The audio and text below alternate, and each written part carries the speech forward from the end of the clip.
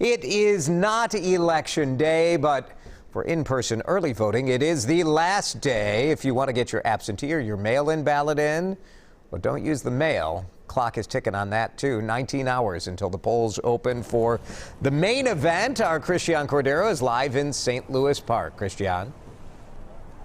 Well, Jason, as you know, Election Day is really more of a deadline than anything this year. Hopefully by now you've heard that if you have an absentee ballot in your possession, you either need to hand deliver it to a drop-off box or you can vote in person today or tomorrow. Having one ballot, an absentee ballot, doesn't stop you from doing that necessarily.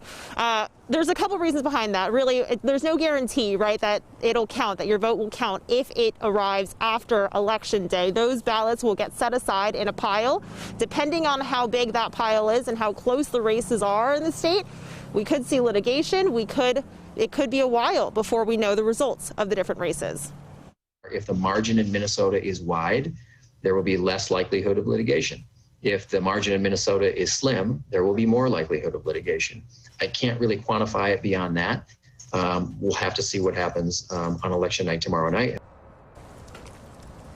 So that was Secretary of State Steve Simon just half an hour ago about last-minute reminders. Last count, there are about 300,000 absentee ballots still out there in Minnesota. We expect that to get updated at some point today. You can hand deliver them, as I mentioned, at your local ballot drop-off by 3 p.m. tomorrow. You can vote in person before 8 p.m. tomorrow. And we met two people who decided to cast their votes today, getting it done just like any other errand.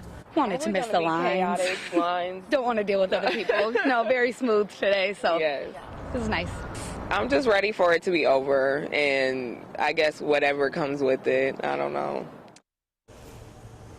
Yeah, we'll have to see, right? It should be exciting. That's much we do know because it is every election season. Now, one other scenario, what if somebody sent their absentee ballot in hours before the court's decision on Thursday morning and it hasn't arrived yet? Well, you can go on the Secretary of State's website, see if it has arrived. If it hasn't, you can actually cancel that ballot and vote in person because there's a personal ID number attached to every ballot, every voter, Jason.